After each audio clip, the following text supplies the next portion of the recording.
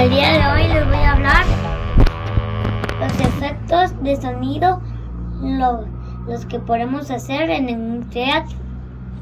Como ejemplo, los efectos de sonido podemos hacerlo con la mano de la lluvia y este palo de la lluvia que yo lo inventé. Que hacerlo así mira, para hacer un sonido de un trueno podemos sonar algo muy duro para que suene.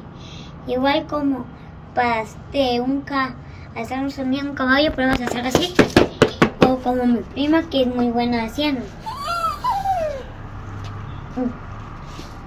Y para hacer un choque de carro podemos sonar algo muy duro. A continuación les vamos a decir el siguiente.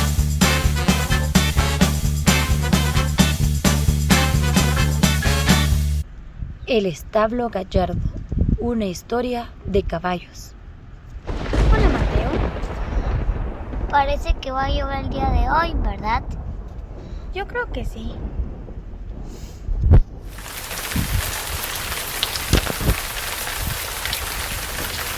Parece que tenemos que ir corriendo a nuestro establo. Sí, yo creo que sí. ¡Corramos!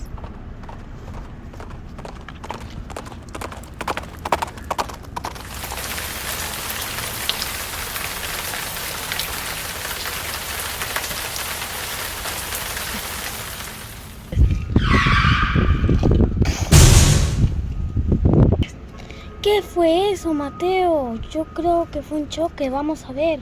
Vamos. Con cuidado, Steffi. Creo que va a caer un gallo.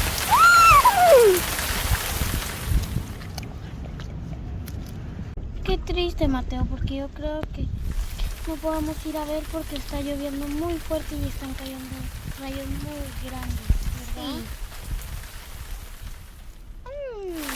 Qué triste. Qué triste. Qué triste. Yo creo que tendremos que refugiarnos en nuestro estado